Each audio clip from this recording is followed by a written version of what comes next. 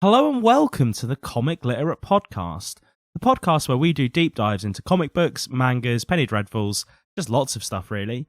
I'm your host Jamie, and with me today is my studious host Ryan. Yeah, you forgot graphic novels? Yeah, I fucked it up. I nenever get that one right when I do it. To be fair, you took it on right at the last second. I was like, all right, yeah. I've got it written in front of me, but you want to take a crack at it? Every once in a while I make the decision that I just want to intro us, and today was one of those days. I just felt high energy today. Okay, but I should remember to do the outro in response at the end as well. Yeah, absolutely. Because I haven't done the outro yet, so I'll give it a crack and see what it comes out as. Yeah. Did you like my Studious, was it? Studious, yeah. Studious. Yeah, I think I mispronounced it. I think it is just studious. I mean, of the two of us, if I don't know it, and if you don't know it, I'm sure she's not going to know it. Well, you're the studious one. You should know it. Yeah, but my vocabulary... Here's how my vocabulary works. And anyone who's listened to more than 2 episodes will know this.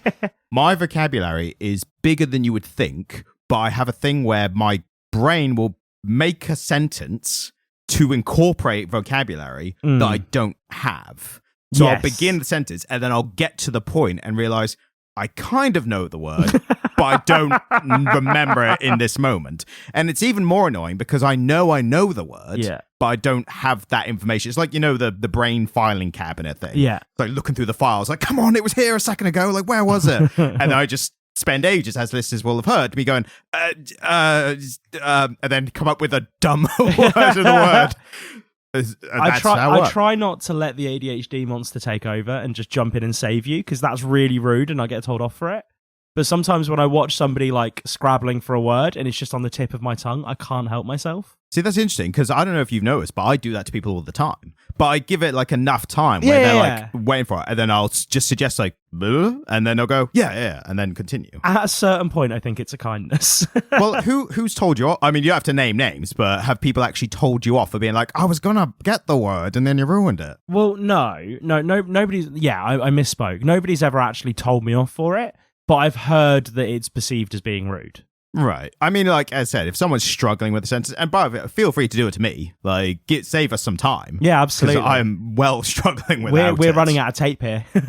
I mean, if this was back in the day where we had to like make physical tape, and cut it together, we're burning reels here. I always hear that through like actors' interviews where they're like back in the day when there was like hard tape or whatever, physical, reels. And when a director's like, no, I'll give you another take. Do what you want with this one. They're like, oh my God, he's given precious tape. Like, he must really believe in me. Yeah, he must really trust me. Well, I mean, the full extent being like Kubrick on the other end. It's like, do this take 150 times. Like, do we have enough reel? Like, I've brought it especially. Yeah, absolutely. Turn that light switch on 100 times. He did not give a fuck, did he? No. I mean, Kubrick, arguably, you could say, kind of like the Alan Moore of the film world. There are some parallels. Stanley Kubrick, well known for being a fucking wizard. I mean, he weren't normal. I'll put it that way. That wasn't the comparison you were drawing, was it? No, I mean, not that specific one. I'll tell you what, I think Alan Moore was probably a lot nicer than Kubrick. I think that's an easy one to determine. So for the listeners, what you do, obviously, it's listed right there. We are real life friends. And Ryan has very recently, in fact, and I want to raise it on the podcast, Ryan has recently taken to communicating with me entirely in Alan Moore gifs.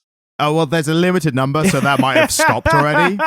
He's not. Is the well run dry? I'm saying it might run dry extremely soon. I mean, you're learning video editing, so you could just learn how to make your own Alan Moore gifs. I 100% could. Is genuinely whether, I mean, with all this going on, it's whether the cost to reward like benefits, Anybody who's savvy who listens to the podcast, if you'd like to produce some Alan Moore gifs, send them to us and maybe we'll talk about them on the podcast. Put it this way. I suspect that the gifts that are already there are already all the moments that he was captured doing large physical actions. Yeah. That were just him like if you want casting spells. Well, like if you wanted, I mean, he's the kind of person I reckon who just says them under his breath. Yeah. And then like just slips it in like he's not like a Doctor Strange, like the wands of Watum or whatever. Like I think he's just like mumble something and you go, what? It's like nothing. And then you find out like your pockets are full of sand or something. And you're like, bloody... Your pockets are full... That's some low-level magic that he's doing. Yeah, because he's just a quick mumble under his beard. Under his beard? Yeah. I assume that's how it works. Can I steal that for whatever I write next? I really want to have a character mumble something under their beard. An old curmudgeon wizard who mumbles something under his beard and suddenly pockets full of sand. I'm going to write a short story about a miserable writer who doesn't... People are going to be like, is that you? Oh, that's a bit harsh, isn't it? No, but that's like people like, you make a bearded character and you yourself are a bearded man. People are going to be absolutely. like, are you writing yourself here? It's not quite like when someone writes like a historical piece and there's like evil characters or whatever. People go like, oh, is that you, the evil one? But it's like, if some one character looks like you, it's like, is that you? Is that meant to be you? That beard's awfully ginger. And you go, no, have you heard of Alan Moore? And they go... like over a pint. No, it's Alan Moore, right? Yeah. I promise. And 50-50 be like, no, or, oh, did he do that V for Vendetta or something? That'd be like, yeah, kind of, yeah. He did Superman, right? And you're like, well, no, only once in the 1980s. And it was for a Christmas special. Now, if you've got an hour, I can show you an episode of a podcast that really gets into it. Did you know Superman's dad was a Nazi?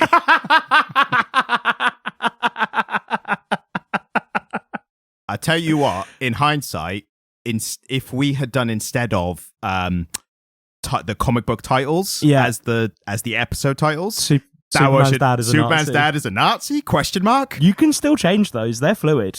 I mean, going forward. I mean, if we ever make a T-shirt, Superman's dad is a Nazi in a big speech bubble, we might get sued. Space Nazi. Space Nazi. Yeah, Superman's dad is a space Nazi. Would we get sued by the DC people or the Nazis? There's still Nazis floating about. They're 100%. I think what I was thinking about is they might still be sour about the Superman punching Hitler cover art from the war. Is that a thing? Oh yeah, like if there any like the two big ones I think were Superman and Captain America, obviously. Both punching Hitler. There was definitely Superman versus the Klan at one point. Is this the first time we've mentioned Hitler on the podcast? Yeah, I suppose technically, because we only talked about Nazis on the Alan Moore Superman one. So, what are we talking about today, Ryan? Because I don't think it is the Nazis. Only us would be talking about, and if the listeners see the title, they know, only us would talk about the intention to talk about one comic book creator, but then talk about Alan Moore for 10 minutes first. Like, that's the staple of the podcast at this point. And we are talking about a legend today, aren't we? Yes. Unfortunately, recently passed. But on the plus side, we get to explore and celebrate his lifelong work, which is John Romita Sr. Yeah, and I think we sat and had a conversation about this, didn't we? And we decided that he'd had such a lasting legacy on the way that Marvel Comics and comics in general looked and felt that it would have warranted an episode talking about his work regardless, but this seemed like a really good moment to do that because it's a celebration of his massive contribution to comic books and superheroes. Of course. And what's interesting as well is, as someone who considered themselves a comic book fan, like myself, it's one of those situations, I think a lot of people in a similar boat, where unless you're like proper in the weeds for a long time in this kind of medium, you don't know about John Romita Sr. or people of his level until unfortunately you get to this point, and then suddenly people are talking about all the work he did, and then you look and you go, oh shit, he's like crafted my entire like favorite characters. And to be clear, he was right there with Stan Lee at the inception of Marvel Comics, drawing all of this classic artwork. He has been so important in the creation of so much of what I say you guys, but people who are into Marvel superhero comics. Definitely. You definitely will have either seen a piece of art by John Romita or a piece of art that was inspired by John Romita. I mean, what summed up best, I think, of a few articles were using this phrase, which I think does sum it up perfectly. His work basically became the blueprint for the Marvel house style for decades later. And he was the art editor for Marvel for a long time in the 1970s, wasn't he? And that's probably why. And also just the fact of his most well-known work would have been on Spider-Man from mid-60s onwards. Yeah. And the thing that mainly sold it for his style becoming so popular within this company was that was the best-selling comic for the time. So, well, he made it the best-selling comic. That's the thing. His artwork was part of the reason that it became such a huge seller. I would say technically, I think it's part of the reason it continued to be a bestseller, and the only reason I know that at all is in my research, how he took over Spider-Man from Steve Ditko. Yeah, and he referenced, when asked about it later, he said he was surprised that Ditko walked away from the most successful comic at the time, and also why he felt so one of those moments where he felt so apprehensive. Yeah, I thought you were going to give me that one. No, I'm just gonna leave you rolling for it. It's what I mean. I managed to get it this time, luckily. It's why he felt so apprehensive about filling large shoes of Ditko. And it was so weird because I watched a couple of interviews with him, and Ditko came up a lot, and he really felt as though he was in Ditko's shadow. And actually, I mean, both of them did an incredible job with Spider-Man. And I read a sample of comics from both eras, prepping for this episode, but his were my favorite. I'm going to go right out and say it. His Spider-Man issues that I read, there's two issues. There are 2 issues in particular. Yep. Of his that I read, which I will go into in a bit more detail later, that I think are probably some of my favorite superhero artwork I've ever seen. And his covers especially are the type of ones that, even if you're not reading comics or that much into it, you've almost certainly seen those covers that get blown up into artwork that people hang on walls and stuff. Yep. And stuff like that is like iconic for the characters, especially. He also, like, we're talking about Spider-Man a lot, but he also did a lot of work on other titles. He also created a lot of characters, and when we use the word, one that I really want to talk about. Yeah, there's when it comes to the word creation, I think that gets lost in a bit with comics as opposed to other mediums, where normally it is a co-creation, and sometimes you do have a lot of back and forth over who can claim the title of creator, but ultimately he, at the very least, co-created a lot of iconic characters. And then the argument becomes, if it's an iconic look, is that more important than the writing? Because comics medium, you remember the look of characters. Well, there's one in particular that so we've just been reading, and we're going to be talking about really soon, a Spider-Man comic that was actually drawn by John Romita's son. And one of the villain that he makes use of in that run is one that his dad created. What's his name? You know what I mean? The big fella. Rhino? No, the other one. Tombstone? The big bloke. The big gangster bloke. Tombstone. Yeah, Tombstone. Yeah, he was the gangster, yeah. Yeah, he created Tombstone, I believe.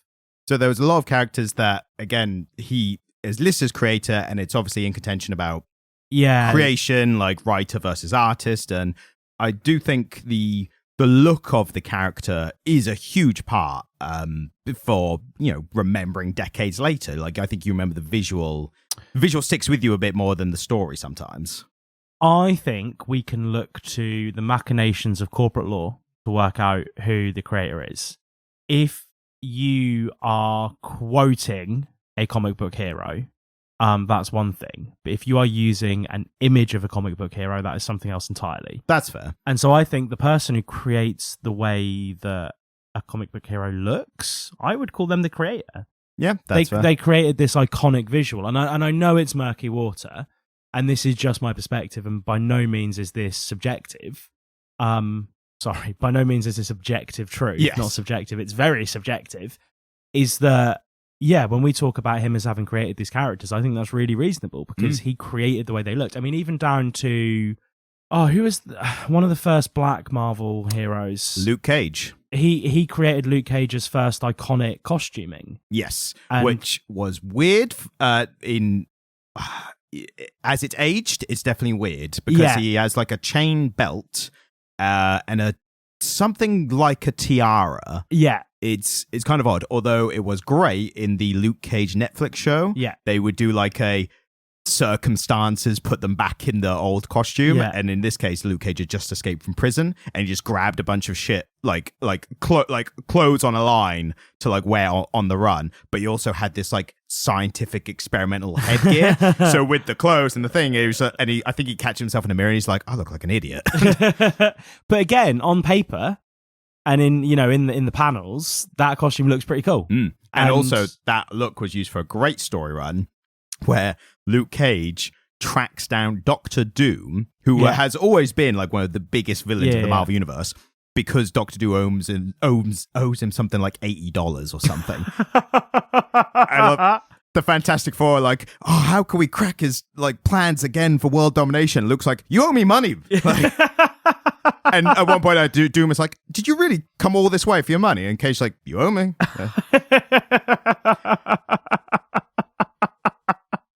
That's so good. I mean, that's very Luke Cage, isn't it? Yeah, it's great because, as I said, he can achieve as much as the Marvel heroes, but he is still like heroes for higher street level. So it's like in perspective of.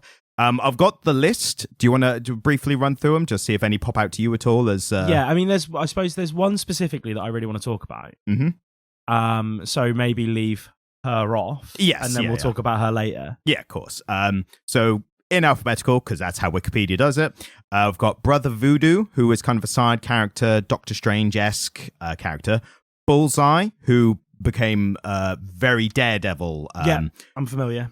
Enemy, which makes sense because he actually started on Daredevil just before Spider-Man. Yeah. Luke Cage, as you said. Femazons, I don't recognize. Firestar, who I may have recognized. You've got essentially the Kingpin and his family. Kingpin, that's the one I was trying to get at. He was not in that comic we read. Fuck's sake. They look similar, though, don't they? Well, Kingpin is, for lack of a better term, very rotund, and Tombstone was like a thin, muscular man. Do you remember similar roles? Do you remember I once sent you a photograph of a bloke I saw in the pub with the caption Kingpin, and you looked at it and you were like, fucking hell, Jamie.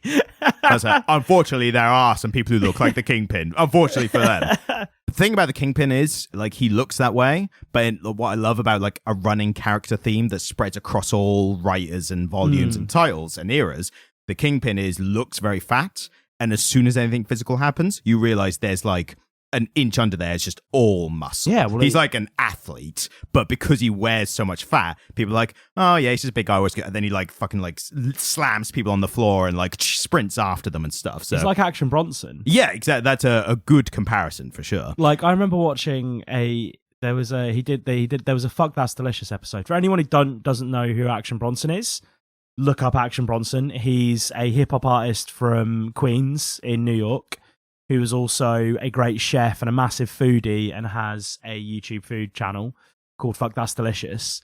He used to be like well over 300 pounds, but he could do elevated push-ups at that weight. He was an absolute unit. Yeah, Kingpin is the absolute unit. Well, he is, isn't he? The original. We've got a character called Gibbon, who I don't know. Gladiator, who apparently is related to Melvin Potter. That might be one of his romance things potentially. Hammerhead, well-known Spider-Man villain. He was in the one we're going to do the episode on. I think the sense that I really got is that there were two kind of sets of characters that he is most famous for having created. There's a handful of Spider-Man villains, and then there are Spider-Man's love interests. Well, one particular, which we'll get into. I'll skip through just because there's a lot that I think are not that interesting. Well, just ones that I don't recognize, so I can't even do them justice necessarily. Hobgoblin, big Spider-Man villain. Man Mountain Marco, who I think is someone else, or he's just a big muscled guy actually. We've got Mars Marauder, who I actually just read in a comic today. Yeah, I was reading The Defenders, and it was written by Al Ewing. Now, Defenders is a term, it's like a group name that literally doesn't mean anything. Like almost anyone can be in it, essentially. Yeah. But I saw Al Ewing, and I was like, well, I'll give that a go. It's probably the worst Al Ewing one I've read. Do I know Al Ewing? Immortal Hulk. So it's what we're going to be doing, yes. You've talked to me about him a lot. But the problem was this issue, I gave it a read, and the first issue, they just do too much in one issue. I'm like, too much has happened, and I don't care. He didn't get. Is it all comic book shenanigans as well? Yeah, kinda. It's a weird one. It's I'm realizing now that writers, you do have the hits and misses, and there's a lot of external behind the scenes things. We'll just never know why. Yeah, absolutely. There is a big one, The Punisher. Yeah. Now, The Punisher specifically, I heard what happened there was whoever the writer was who came up with the original character basically came to John Romita, said, here's this idea for a character. We're going to introduce him in Spider-Man, which was first appearance, I'm almost certain. He said, here's the general design, but, make it look good or, change it however you want. And the original design, the Punisher, Frank Castle, he just had like a skull and crossbones, like a pirate flag almost, like just on his chest about the size of the Batman symbol. Right. So John Romita took it and made the skull massive on his chest, and he made the teeth of the skull, this like iconic now, the teeth of the skull were gun magazines on his waist. Yeah, so the way that the Punisher still looks. But that was such a big difference from like, there's so many comic book characters that they've tried to translate the look because the original 60s were quite camp, for lack of a better term, like quite like overly audacious, and like when you're trying to make them gritty in the real, later on, they've been harder to translate, or they've kept them as like throwbacks to the original, but they just look so out of place in modern day. The Punisher's one, I think that's lasted even longer because he nailed it in a more gritty way from the start. So just a huge credit to like what he knew would work for the character. We've got Rhino, another huge Spider-Man character, although his design of the Rhino is definitely not aged well, in the sense that it's just a guy in a costume with the head. I tell you what I noticed, a lot of Romita's work, if anyone has seen the 60s Spider-Man cartoon, a lot of that I think is Romita. Is like, it was based on the comics he was doing at the time. So if you've seen the Rhino, there's the meme of the 4 villains, and it's like Me and the Boys, and it's like Rhino, Electro, Vulture, and Goblin or something. Right. But the Rhino there is literally just a guy in a Rhino suit. Like his head is just popping out of like a Rhino suit. Yeah. That kept going for a while, but nowadays he's more like technological suit kind of look, which looks a bit better. I think it's fair to say that he has been instrumental in making a lot of really interesting character designs, hasn't he? Yeah, of course. More normal, I think the normal human characters, and we'll get into the big one in a bit, but the more human characters kind of fall a bit to my wayside in terms of iconic looks, because like costumes obviously are a bit more memorable. Yeah. We've got like Robbie and Randy Robertson, like staple Spider-Man characters. Shocker, great look for a Spider-Man villain in my opinion, mainly because it's always looks like his costume was made out of like padded pillow casing, kind of like soft cotton look, but that fed into the character because he had these Shocker gauntlets. So what it later became, or maybe even at the time, was that was insulating him from the shocking. Okay. So he looked kind of weird, like a villain normally does, but because of this specific function, which again, like the Punisher thing, it kind of fed into that. George Stacy. This is a long list. Oh, we're nearly there. I'm at the point where I'm not listening to you anymore, and I'm recording this podcast with you. All right. We've just got. That is a long list that we've taken from Wikipedia there. All right, we've just got 2 more significant ones. You're not stopping. Yeah, of course not. Of course not. Commitment to the bit. This isn't a bit. This is celebrating a real person's life. This isn't like I've made like a long list for comedy. Like this is his work. This is just some of his work, to be fair. Vulture, well-known one, wings and everything. And second to last, because the last one being the big one, but he also co-created Wolverine. So obviously that's one of the biggest constantly used like looks that I think was always changed but always referenced the original. Are we talking Wolverine in the yellow X-Men suit as well? Yeah, so co-created. Fucking hell, because that to me, that is almost my first experience with anything superhero related because of the cartoon from the 90s. Yep. That the amazing X-Men cartoon from the 90s, you always see short Wolverine in his yellow costume with the big sideburns and the big hair. And that was my first experience of anything comic book related, and that was John Romita. Well, what's interesting as well, cool. That first comic, so he was introduced in the Hulk as a bad guy originally. So this is well before he was even a mutant or anything. Okay. He was later retconned into a mutant when they were making the new X-Men. But in his original one, the big bits on the side, like covering his eyes that were sticking out like ears, I think I'm almost certain they were blue in the original one. Right. So that looks a bit kind of wonky, but then at some point they changed those to black, which just totally makes the look work a lot better then. Yeah. But he was originally Wolverine. That was back when he was introduced as part man, part Wolverine. Like, I think that was literally like that the was reason for his literally thing. his shtick. And then later they were like, what if he was a mutant? Like, yeah, that's a lot cooler. The ball feels better. I'm coming out of my hands on that one. Yeah, exactly.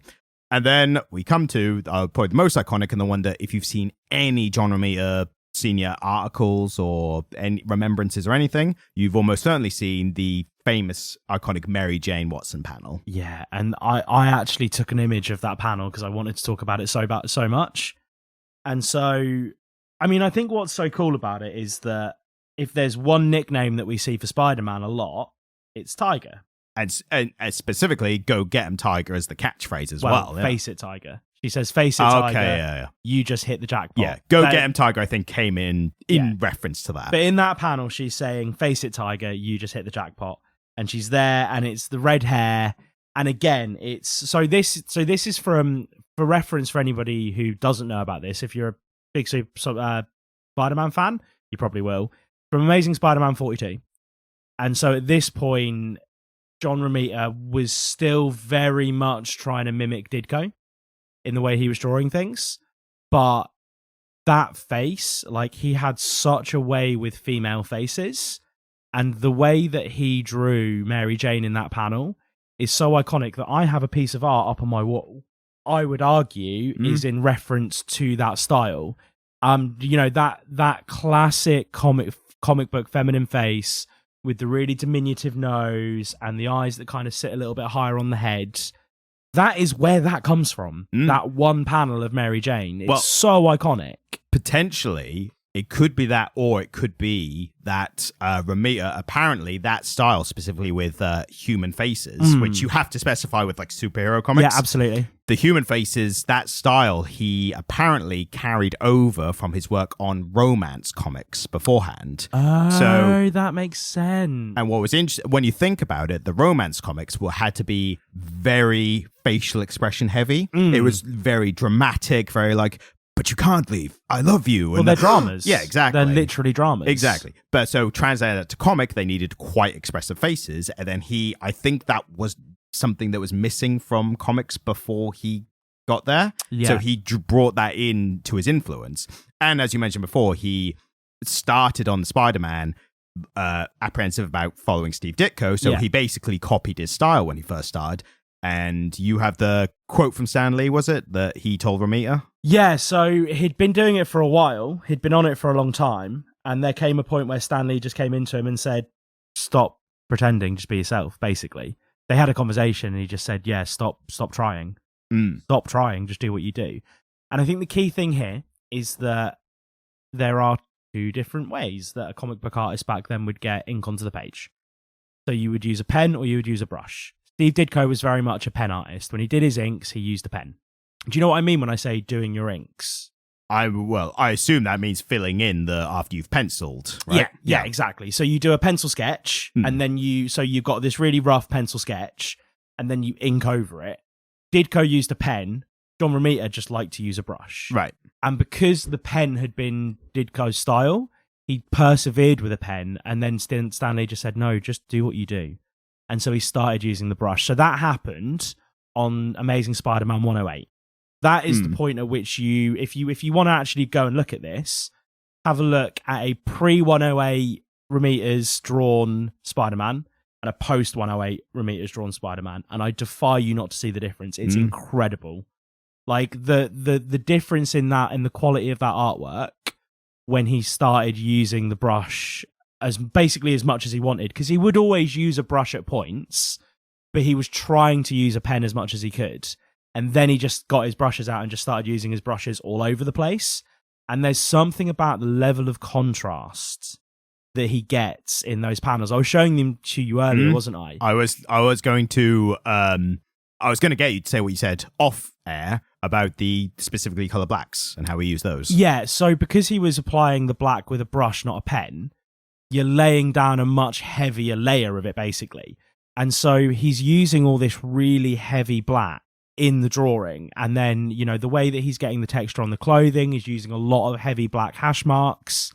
And again, because you're using a brush, the line weights are slightly inconsistent because the brush moves and flows on the page. And so he just has this stunning style with all this incredible contrast. And I was looking at it when I was doing the research, and I was like, fuck, these panels are so good, I would have them on my wall. Yeah, and like I said before, they are literally blown up to big wall pieces that you see a lot being sold in even art galleries have done yeah, absolutely, official cover art pieces. Well, what I'm realizing now is that where I see a lot of big Spider-Man pieces like paint on canvas in art galleries, and now I'm starting to recognize that actually they are all copies of John Romita Sr.'s work in the 1960s. The way that they build that contrast. I mean, a really good indication is that you have the webbing under the armpit. That's that's really specific to that era and quite distinctive for that era, isn't it? Yeah, I think that specifically was a Ditko addition to the character. Yeah. But he definitely, obviously, continued it and incorporated it in his work. And Ditko's work was great. Like, Ditko's work was really interesting. And I think it's fascinating that John Romita felt... I mean, I watched some interviews with him, and he really felt in his shadow. And it's incredible because they both had this amazing take on the Spider-Man art. They both, both of their runs knock it out of the park. They're phenomenal. But there's something about the quality of the contrast in Romita's work that I just think steps it apart from so much other comic book art, specifically modern comic book art. Yeah, well, when we said before about it becoming the house style, I was careful to say for decades after and not for just the rest of it. So I've seen a lot of articles that have said the house style that's still used today, and I think that I would argue that a bit because I think it's at some point it's been built upon again. Yeah, I completely agree. Further away from the original. I don't think what we're seeing now, it's all reminiscent of, because there's certain stylistic changes he made to the character that are never going to go away now, aren't there? But in terms of the actual quality of his illustration, I don't necessarily think that people are hearkening back to it as much. And to be honest with you, I think it would be difficult to, because the way in which these things are drawn now is just different. There's new technology. People are drawing these on Cintiqs. I imagine if you're an art, do you know what a Cintiq is? No idea. So it's a tablet with a touch screen on it. And a Cintiq is a professional drawing tablet. Right. I imagine most people are drawing this in Photoshop on a Cintiq. Probably, yeah. I imagine that's how they're doing it.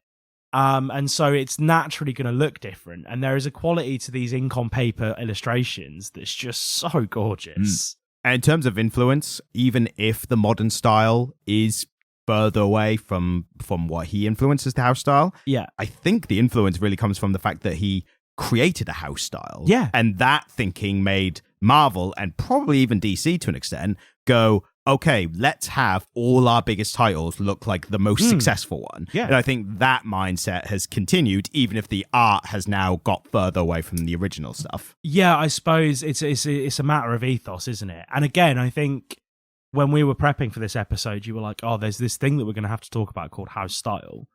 And I think you really correctly identified that it articulates something we've both been trying to arrive at when we've been talking about the art in Marvel and DC. Yeah. Which is that they have this defined house style. Yeah. They look a certain way, don't they? There's a thing I've noticed across a lot of visual mediums. So when you go television, film, cartoons, a lot of stuff, that we've got to a point now, I think, where house style becomes what looks the best, but within these kind of safe, narrow lanes. Yeah. So it's safe and beautiful to the extent of if you compare it to if we didn't have abundance of this style of art. Yeah. And now, for me personally, and I think you're similar as well, what I consider really great comic book art, and we will have this conversation on the Spider-Man episode and yeah, we're going to have to get into it there, aren't we? Yeah. But talking about the house style and everything, I think we both draw now more towards art that looks unique and beautiful. Yeah. Or just great. Whereas opposed to, again, the house styles of both Marvel and DC, which have their own, you can see the differences in them, but they have their own each house styles. But a lot of stuff stays within these safe lanes. Yeah. We need it to kind of look like this. And I think that's just because there's now an abundance of great art within this style. It makes people crave different styles. What I think is interesting, and we've talked about this, and I imagine we're definitely going to end up talking about it when we talk about The Amazing Spider-Man, the modern one, Yes. is that a lot of the time you weren't even really noticing the art unless it was really bad. Like, you just weren't looking at it, weren't you? And I imagine that is not uncommon among comic book artists. Not comic book artists, comic book consumers. Yeah. Oh, for sure. Yeah. And you see a lot more like interesting styles in the third parties, which 100%. does, to a certain extent, it becomes their selling point, but it also can work against them when people look at that stuff and say, oh, but they don't realize they've been conditioned to think, oh, but this stuff by Marvel and DC, that's the proper stuff because it looks like what I know and what I recognize. We'll get into it more in the Spider-Man, definitely the beginning of the Spider-Man. Well, we're going to have to, aren't we? One little interesting tidbit that I heard, which I thought was good, was apparently Romita, before he took over Spider-Man, he was on Daredevil. So he took over that at that point. And again, he was playing it safe. He was doing what he thought was expected. So he hadn't quite done anything revolutionary or iconic yet. Yeah. But what Stan Lee did was he had the idea to put Romita onto Spider-Man, like the main title.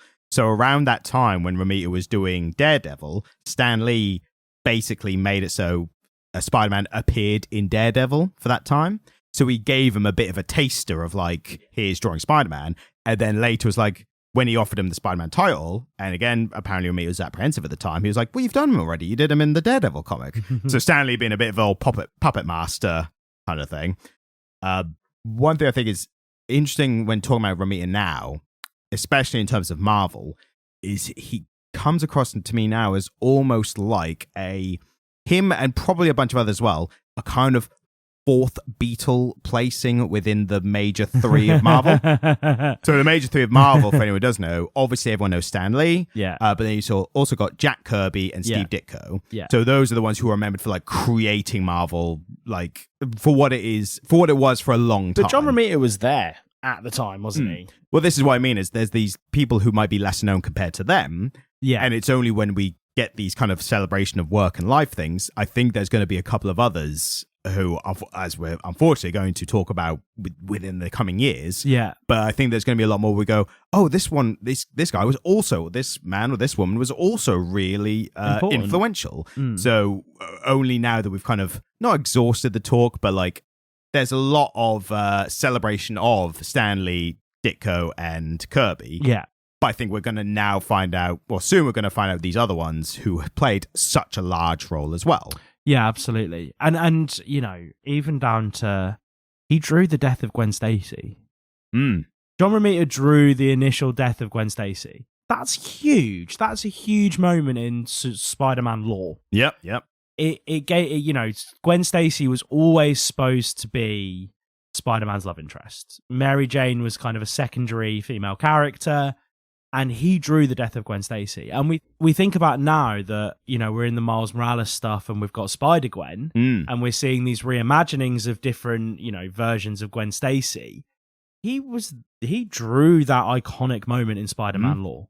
That's huge. I can't, you know, if you're a Spider-Man fan, that's a massive iconic moment for the character and for the franchise and the series. He was right there for it.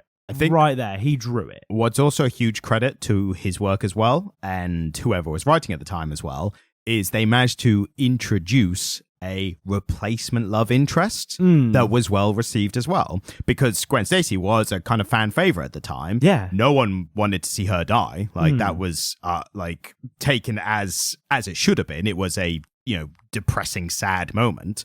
So for them to then introduce a new love interest and for her to be as well received, I think is huge. Because again, like modern day film and television, when characters, especially in television, when characters are killed off and then replaced, there's normally like a fan backlash to them where they like feel a connection to the original one. Absolutely. So the fact that Mary Jane became the staple, like a lot of people don't even know about Gwen Stacy. Well, like, until I started being a bit more, until I started doing this, I didn't know who Gwen Stacy was. Because in the depictions of Spider-Man that I grew up with, the Tobey Maguire films, it was MJ. And even more especially, I think the animated one from the late 90s, early noughties. That was MJ, wasn't it? That was the depiction going forward. And that's a whole nother conversation itself, like how the cartoons and now the movies now kind of set what the expectation of new fans is. Yeah, absolutely. Yeah, absolutely. Luckily, Gwen Stacy's getting a good showing in the new Spider-Verse films. Oh, man, she's so cool. She's so cool. And specifically, it's the Spider-Gwen character, Yeah, which is really absolutely. interesting. And also, to a far lesser-known extent, Gwenpool. Do you know who Gwenpool is? Gwenpool is a Deadpool. It's like a Gwen Stacy variant of Deadpool. Oh, shit. That's interesting. Where's that from, then? They just introduced her a couple years ago, I think. Is she getting her own runs, then? Yeah, she got her own runs, and her powers are quite interesting. So she says very little with Deadpool apart from the look and the name. Yeah. But her powers are she knows she's a comic book character. So all her powers, it's very meta. Jesus Christ. Like even more so than Deadpool, because Deadpool just references. Her stories are like solved with meta, fourth wall breaking. I'm going to be honest with you here. I think that the fourth wall break as a concept in modern fiction is so hacky at this point. It has been played out to death. Well, to be fair, some characters have been doing it for a lot longer. So, like, it became staples of characters before it became overused. Super hacky. It turns me off so quickly. And I know you're a huge Deadpool fan. Yeah, but that's not my favorite thing about him. Like, No. Yeah, absolutely. I understand that that's not like your primary thing that you're into with Deadpool. But I just see it all the time in like modern cartoons and comics and stuff, where they almost use the fact that a character can break the fourth wall as a character element, and I just don't find it that interesting. Yeah, no, I get that. So with Deadpool, it was always like a cheeky reference. What I especially loved about the Deadpool character was the way they incorporated it. Is his fourth wall breaking? It is seen and heard and received by the characters around him, and they attribute it to his insanity. Yeah, so absolutely. he is an insane character. So I always like that element of, is it actually fourth wall breaking? Or even though the information is correct, like he'll reference Stanley or whatever, is that just him being insane in the Marvel universe? I absolutely used that as a trope for a D&D character that I played once. Are you saying you used a hacky? Yeah, no, super hacky, man. Yeah, really hacky, really cheap, but a lot of fun. So I had a bard, and so he was aware that, well, it was never made explicit, but he was always referencing stuff that was happening on Earth. But the way that we used it, and the reason it was really fun, is because the way a bard casts spells in D&D 5th edition is they play their instrument. And so we allowed that my bard had an electric lute with a crude amplifier that he'd built, and I would slip my DM a slip of paper telling him what song my bard was playing while we were in battle. And so it basically meant that I got to choose the battle music. And so we would go into combat and I'd be like, The Trooper by Iron Maiden. Right. Dun, dun, dun, dun, dun, dun, you know what I mean? And it was a fun thing. But yeah, super hacky, super cheap. Do you know who the original Marvel character to consistently break the fourth wall was? I know one of the earliest uses in cinema. Do you know who the original the original Marvel character in comics to consistently break the fourth wall? She-Hulk. Oh fuck! Really? Yeah, a lot of people I didn't know that until I saw that as like a interesting fact about Marvel, because I always thought it was Deadpool, obviously. But it was She-Hulk. She just incorporated it. I'm super fascinated by She-Hulk. We really need to get into it about She-Hulk one day. We'll definitely do a She-Hulk. I mean, we've She-Hulk season 2 will probably be on Disney Plus at some point, so we'll do it for then. Don't let the audience know that we are just sluts for SEO tie-in. Right, if it wasn't for the Miles Morales episode being so successful in downloads, like we can't hide it. No, by far it is like our most downloaded, it's our most popular content we've made, isn't it? Put it this way: if you're listening to this episode, you've almost certainly statistically listened to the Miles Morales episode, so it's just how it works. I know one of the earliest uses in cinema is the post-credit scene on Ferris Bueller's Day Off. Yeah. Which was also later referenced by Deadpool. Exactly, yeah. Absolutely. Who's like, by the way, we've got Cable in the second one. So I've got a couple of iconic panels of John Romita's. If you don't show me the Spider-Man suit in the fucking bin, all of your credibility is going to be gone. Well, yeah, that was the first one, obviously. Actually, no, sorry. The Mary Jane one was going to be the first one. But we've talked about that panel, haven't we? The one in the bin it's really interesting because it's one I've seen a lot. Well, it's in Spider-Man too. Well, exact. But here's the thing. I've seen it a lot, but now I'm looking at the original drawn one.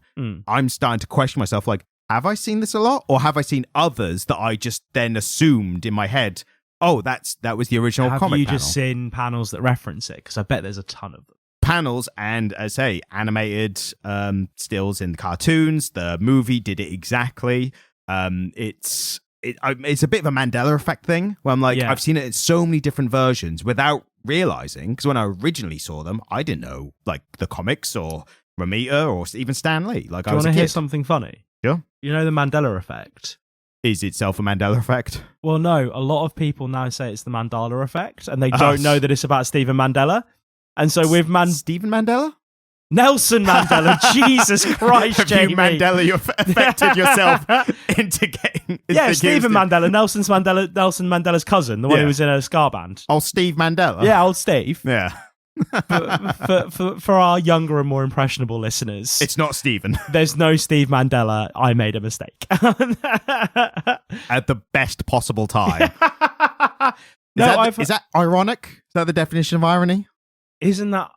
Yeah, no. Alanis Morissette has made it so that I can't correctly identify irony anymore. Yeah, she butchered irony. Which is not ironic. No, that was indeed irony, yeah. Right. So looking at the original panel, I didn't realize, now looking at it properly, the use of lines for specific effects. So what's interesting is that a lot of his earlier work, which I'm seeing here, there was a common thing in comics where the blue sky wouldn't be blue. Yes. And I think blue had some issues. It wasn't as good to like do as like a didn't print larger very color. well. Yeah, larger color. So my specific instance with this was I went back and read the Batman famous one, Death in the Family. Yeah. So one where, if you don't know, Robin gets beaten to death with a crowbar by the Joker. Yeah. Turns out happens in, I can't remember now, like a Middle Eastern country. Does it not happen in Gotham? I know, right? It's so Batman. He's on holiday. Batman chases the going Joker on holiday and then getting battered to death by the Joker. Well, Does your travel insurance cover it? You might feel bad now because he was actually chasing the Joker who had a nuke. So he has like, I have to go to the Middle East and I have to follow Joker because he got a nuclear bomb on him. There's a nuke in the Middle East. Yeah, the Joker took there. That's super hacky. Well, that's superhero shenanigans. Yeah, I suppose it is. It's superhero shenanigans, isn't it? But then he went on to, I said, mercilessly beat to death Robin. Yeah. But in reading that, so they're in the desert at points. Yeah. And they're in the desert, and so there was a blue sky in this one. So they had some blues, but they couldn't get like night and day. So I'm looking at this panel with the yellow of the sand and a blue sky. And then at some point, Batman goes, well, it's nearly midnight. So we better hurry up. And I'm like, it's meant to be night then? It's like daylight. They just couldn't do dark colors across that big. So that's why the contrast in a lot of those, it's normally like yellow sky background. Yeah. So that's what I'm seeing a lot in some of Romita Sr.'s earlier stuff, the yellow sky background. And it's not like that's the sky. It's just they use that color as a background to draw focus and contrast to especially Spider-Man, the red and blue of his costume. But in this panel specifically, I think they kind of upped like their game, and what he did, rather than using a blanket like fill color for the dark sky, he uses lines to get across the dark cloud hangover, because it's that raining dark scene and he's like, walking off and it's all sad. That use of line work like that though is just Romita Sr. all over. Exactly. Super idiomatic for him. So I think they probably, this is pure speculation, they couldn't do grey clouds because it would just look like grey sky. But with the line work, that gets across that it's cloud. Isn't it a sick panel? Yeah, it's great. It's also got the lines all and at the same panel. So he's got crisscrossing lines for the cloud, but then he's got straight down lines for the rain. So it contrasts with that as well. And I think at the time, this was revolutionary. I think this was like no one had done it that way until he did it. Yeah, I mean, again, I read issue 108 and 109 of the Amazing Spider-Man run, and every couple pages I was taking photographs of panels to show you. And his use of colour was super interesting.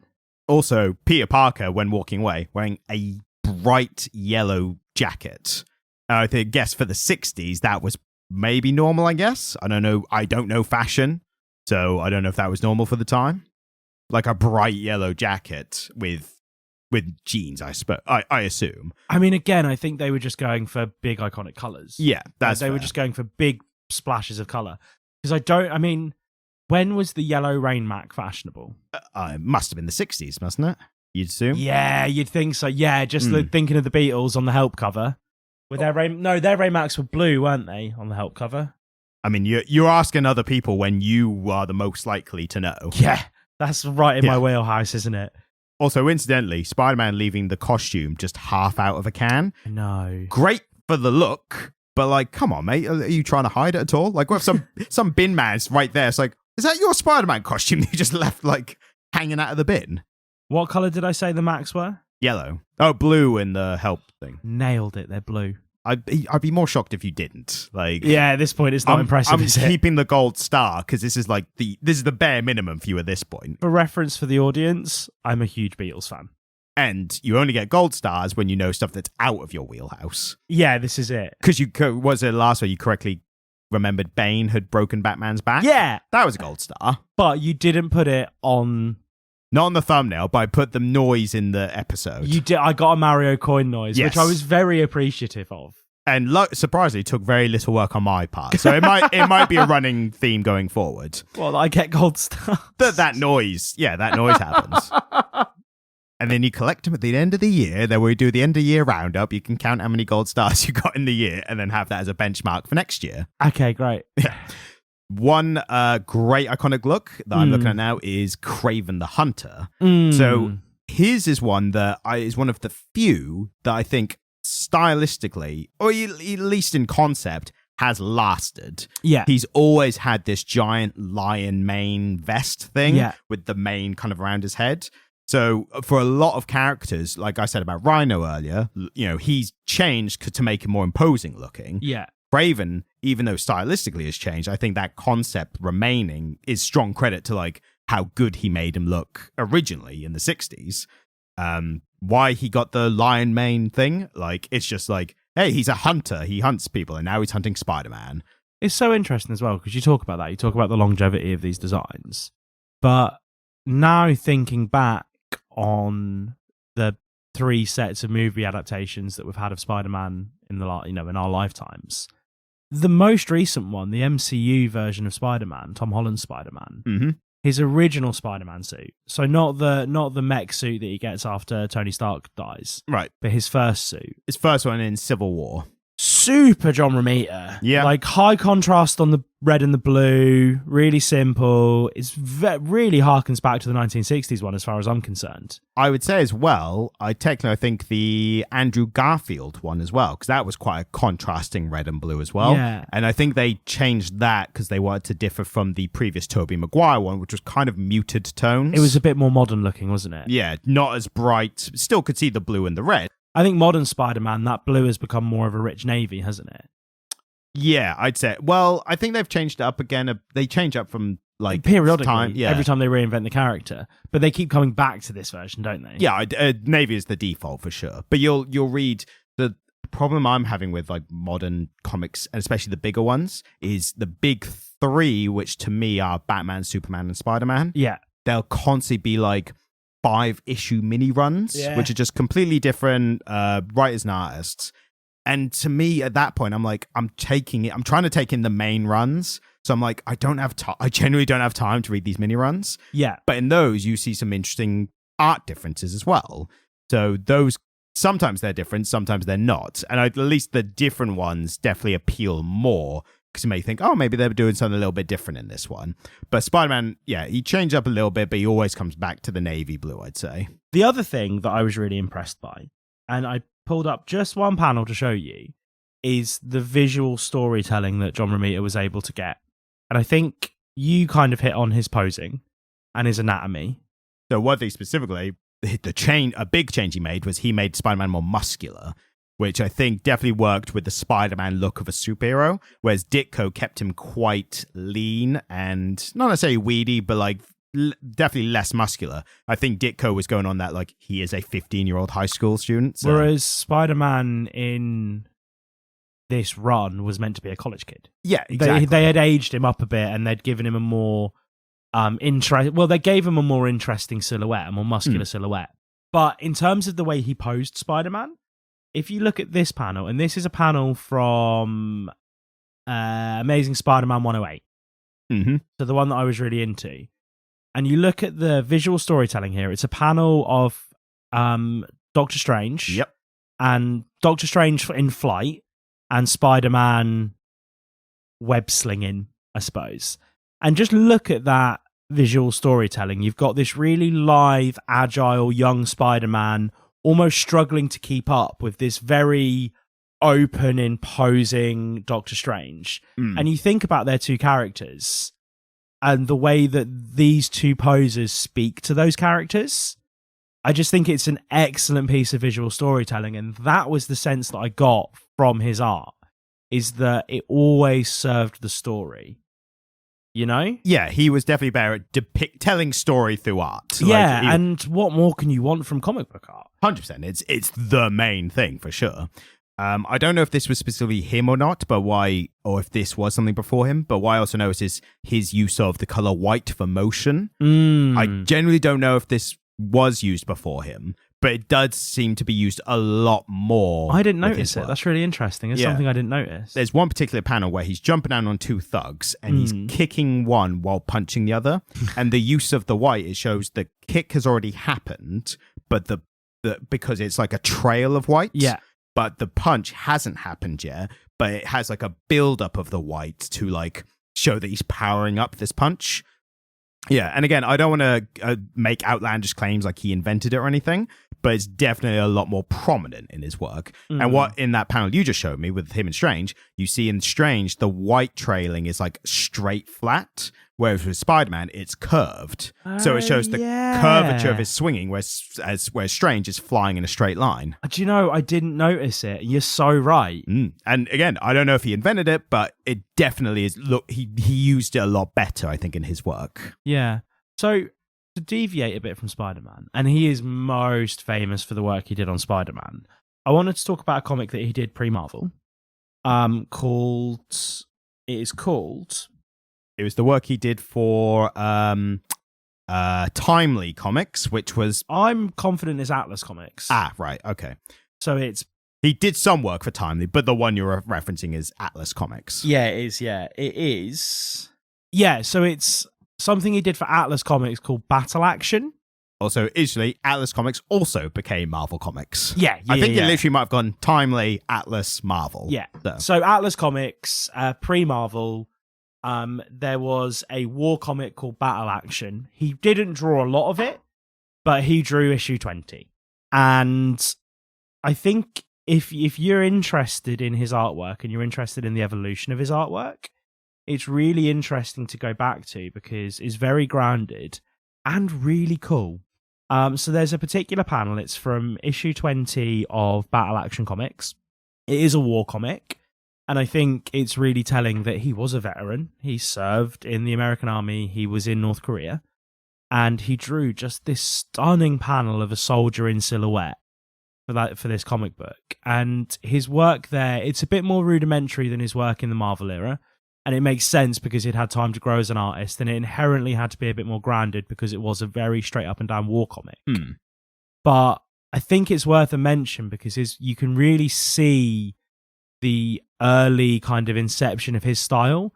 So if you look at the heavy shading on the inks and the contrast to the black and the black and the high contrast colors. Yeah. I mean, and considering that is on really inky paper, we're talking this is from what? Post-Korea, so 1950s? Yeah. It's looking at Captain America cover where incidentally Captain America Commie Smasher of its time. But that was from 1954 as well, so definitely he was dipping in and out of comics at that time. Yeah, I forget that Captain America's pre-Marvel. Yeah, like, that one is of the an few old character, isn't it? Yeah, it's why they brought him back for the Avengers, obviously with the whole frozen in time angle. But what's also interesting is he was also doing stuff before the Avengers, so he was doing stuff in like the late 60s, like 60s and 70s, and then. Around that time, they then bought the Avengers. They were like, we want the Captain America from the war, So we're going to say the original one got frozen, and it was a different Captain America who was running around doing Captain America stuff. Because I mean, when I think of Captain America's, what's his name? Steve Rogers. No, Steve Nelson, isn't it? Steve Mandela. Steve Mandela, for fuck's sake. Always Steve. For fuck's sake. Do you know a Steve? I mean, there's one sat on your lap. There is. Our mate Stephen, he likes to hang around sometimes. Yeah, he just comes and sits with us while we do the podcast. Yeah. We've only got 2 chairs. Yes, exactly. He doesn't speak, obviously. We don't let him. No.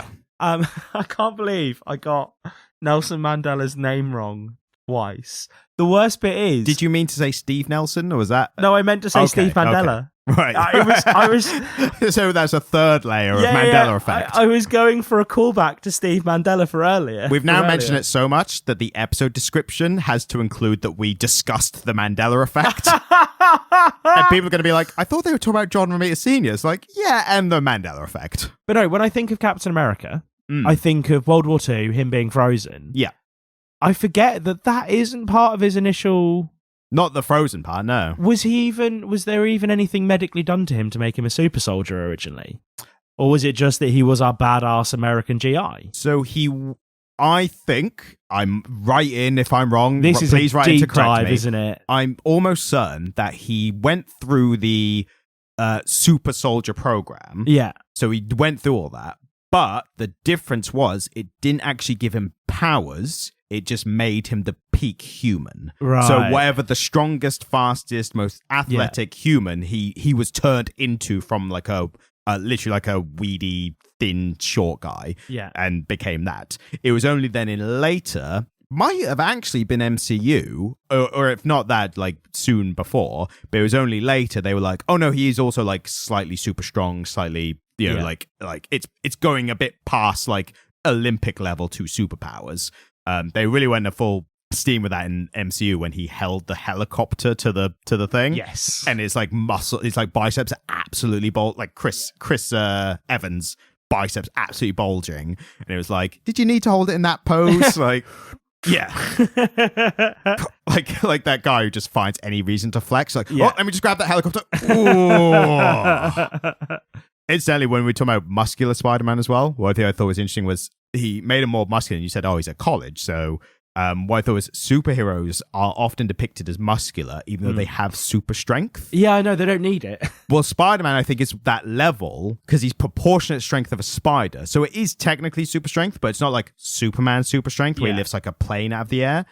But Spider-Man's at that level where, with the kind of stuff he does, he could actually be getting reps in. Yeah. So if he like lifts like a helicopter, so it's not quite like a plane or a cruise ship or something, but it's like big, you know, still super powered, but not Superman level. He's lifting a lot of those up, or like rubble from a falling building or stuff like that. He's lifting those up, and he's just accidentally getting gains in. Yeah. So then by the time he gets to college, it's like, oh, Pete, you're really like put on some mass there. And he's like, yeah, I don't know how. It's like, do you go to the gym? It's like, no, not at all. Oh no, I do. Yeah, I do go to the gym. Definitely. Yeah, my deadlift's 150 key. I promise. Like, can you show picking buildings up? And can you show us? He's like trying to pretend like it struggles. Like, well, because I think they did a really great job of the depiction of super strength in The Incredibles, where Mr. Incredible was out of shape, but obviously still dead fucking strong. Yeah, if it's a superpower, then it should be like, it should work no matter how you look. Yeah, absolutely. Which is actually on a previous episode. Might have been last week. Depends when this one comes out. But when we did The Flash, one thing that I liked about it, which for me was someone who used to superheroes was a different thing, was Superman being weak and thin. And is there a word for non-muscular? Because I keep like dancing around it like I don't have emaciated. The word. Emaciated. He was emaciated. Yes, sure. So the fact that he was still Superman strength and everything because of the sunlight, but because he hadn't been lifting stuff, he was emaciated. For comic book fans, you go, bloody hell, I've never seen Superman like that. I mean, he was almost a little bit atrophied in that panel, wasn't he? Like, he looked poorly. He had been locked up, not able to move. But then as soon as he gets a bit of sun on him, he doesn't then expand. Well, he doesn't then expand. He doesn't blow up like a SpongeBob thing where he blows his thumb and like the muscles go. But he's just super strong then. So it makes sense. I see if there's a couple of other like iconic ones, panels. I mean, lots obviously like Marriage to Mary Jane and things like that, which I think are quite well known. Obviously, the costume in the bin, which why would you just leave it there like that? The rhino. Well, it shows the distress he was in. He was so distressed he couldn't even get it all the way in the bin, which is the excuse I've been using for years, Ryan, and nobody believes me. What? Why all your stuff is strewn around the room? Yeah, fucking A. People tell me it's like ADHD or something. Yeah, but you're not quite like giving up the superhero mantle. You're just like throwing your jacket on the floor. I don't know what an HD is, but apparently I've got 8 of them. Well, it's. I was gonna say they're high. They're in high definition at least. Hey. So I think from the layman's, we've covered, I think, as much as we can, not being artists ourselves. Yeah, I mean, do you know what? I think the key thing to get across here is the extent to which some of these iconic panels have influenced the way that these characters are being drawn, even to now. Even if they're not directly cribbing off his style, you are seeing his influence everywhere, aren't you? And that's really powerful. And I think, in terms of a creative life, don't think you can ask for much more than that as a creative. Again, the few people that get talked about more, at least before his passing, were, again, Stanley, and especially artists, Jack Kirby and Steve Ditko. So the fact that, again, it's an interesting level where he might be elevated when people are now taking a retrospective look. I mean, he was celebrated in his time. He was inducted into the Eisner Hall of Fame for his comic book work. So it's not like he didn't get any appreciation. Nobody was looking at his work going, well, that's hot garbage. No. But I think what's interesting is that people, I think, are going to be elevated to that level in retrospect. It's always posthumous, isn't it? Yeah, exactly. And that's the arts in general, isn't it? But at least he had a long life, and he did what he loved for most of it and was celebrated for it. So how much more can you ask for that? Yeah, I think so. I think that's a wrap on that one, isn't it? Well, in which case, thank you for listening this week. This is my attempt at the outro with nothing ahead of me, so let's see how it goes. No, never was a bigger improviser. I just yes-anding. Yeah, you just I just yes and then no one responds. So I go, oh, it's just me now, is it? But yes, thank you for listening. We appreciate your listens and your ongoing support. If you would like to write in and either correct us on anything we've said or just tell us you hate us, then please do so at comicliterate@gmail.com. Well done. If you would like to leave a review, then there are in podcast app ways you can leave reviews. And if you leave a 5-star review, we can have a look through and see and put one and read out on the air. Especially if you want to get any secret messages to us that we have to read out. Absolutely. Yeah. And specifically, the best ones for leaving reviews, I believe, would be the Apple podcasts, the Google podcasts, the Spotify. Who says the Spotify? The Spotify. It's like when my nana asked about using the Facebook. Aw. Yeah. I mean, it was originally called the Facebook. Yeah. You've seen Social Network as well. And if you would like to view some of our shorts, they are currently airing on YouTube and TikTok. Yeah. If you want just a brief glimpse and my having a crack at editing, the Galactus one that came out recently, I was especially proud of because I made a character move from side to side for the first time. And I think that's pretty much it. So I'm gonna give my first gold star of the podcast. Wow. And say thank you and good night. Thank you. Good night.